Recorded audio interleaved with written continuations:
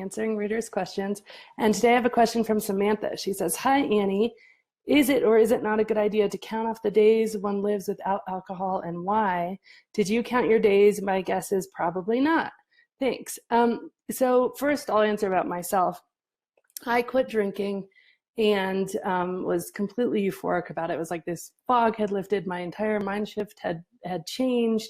I just knew I never really wanted to drink again. I was really confident in the decision. And I know that date, that was December 15th of 2013. And then a few months later, I got, I wasn't really believing anymore. I was like, I was so bombarded with all my friends saying that, what are you doing? Why did you quit? You didn't have a problem. What's happening?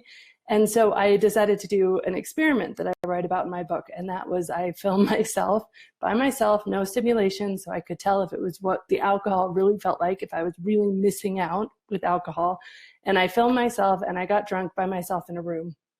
And watched the videos the next day, and that was pretty horrific. It was embarrassing. It was not somebody I ever wanted to be again. I didn't really enjoy it without the, the socialization, without being with friends, without even watching TV.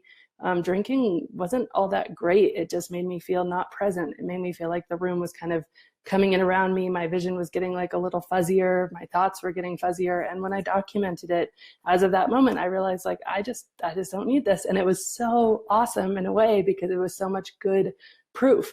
Anyway, I don't know the date of that. And I could look back at the videos. I certainly have them and I could know the date. But from that point forward, I didn't count any days. And to be honest, I wasn't counting any days before that. And that was because it was such a profound shift in my consciousness that I just knew. And so I wanted alcohol to be small and irrelevant. I don't count the days since, I've stopped or started a lot of things. And I didn't want that counting to be something that was always reminding me of drinking because frankly, I didn't want to think about drinking anymore. But that being said, that's not necessarily the right choice for everybody. And I think that what one of the beautiful things about this entire journey, and even just watching this video right now, is you are on a quest for kind of self-improvement and self-knowledge. And so many studies, scientific research studies, say that when you start to know yourself and start to understand yourself and your behaviors and what triggers you and what delights you, etc., you have such a better chance of living a happy and fulfilled life. And that link between knowing yourself and taking the time to dive into yourself and happiness is really profound. Interestingly, it's not about knowing yourself and then judging yourself. It's about knowing yourself and accepting yourself and really figuring out what ways you can best change your behavior. Now, this is not about accepting your behavior all the time, but it's about accepting the mechanisms that perhaps make you dive into certain behaviors. And I could do a whole video on that, but I'll stick to this point. The point is that knowing yourself is really important. And so knowing yourself and what works for you is really important with this question, because if you are motivated by the days counting up and you are motivated by that year and you are motivated by saying, oh, wow, this is like, really good, then count your days. Absolutely. Celebrate your success. There's nothing wrong with that. If you're like me, where you just had a profound mindset shift and you don't want to think about it again, don't think about it again. Don't feel pressured to even know your date. I don't know my date. And, yeah, I could look it up, but I never have done that. And I probably won't, And so I think that's a great thing. I'm reading this book, and it's a really good book. It's called Better Than Before by Gretchen Rubin. And she talks a lot about different types of people. She kind of categorizes people. And one is I'm a finisher or I'm an opener. And I think that's relevant. Like, if you really like to finish things, then set yourself a goal. Set yourself a week-long goal or a 30-day goal or a 60-day goal, and then promise yourself that you're very mindfully going to go back into the behavior, if at all. Set yourself a year-long goal. You can do something for 30 days. And that way you're really building on your own desire to finish. If you're not a finisher, then that might not be as important. And you can just say, look, this is my choice for today, and I'm just going with it as long as this ride takes me. Another thing she has in here is, do I like to take small steps or big steps? Do I like huge, profound changes, or do I like little incremental changes?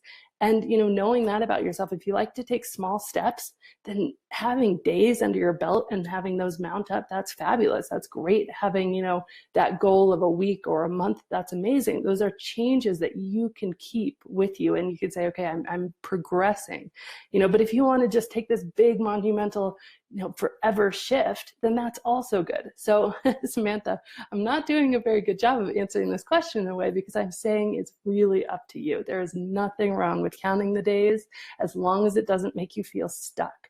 If you're feeling stuck and you're counting them because you feel miserable about it, then I would suggest doing some more work to really change your mindset around alcohol, because you should be looking at this journey. It's all about what you gain, all about these great things that come into your life, not about the things that you're giving up.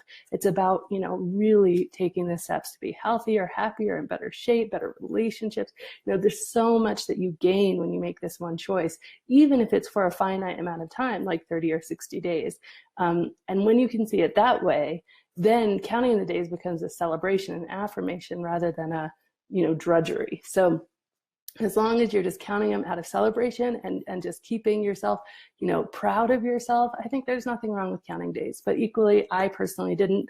And I think that's great too, because it just means that I'm not thinking about it, which is really ultimately where I personally wanted to end up. So thanks so much, Samantha, for the question. And again, this is Annie Grace from This Naked Mind. Have a great day. This has been Annie Grace with This Naked Mind podcast. Thank you so much for listening. You can learn more at thisnakedmind.com. And please remember to rate, review, and subscribe, as it really helps us spread the word.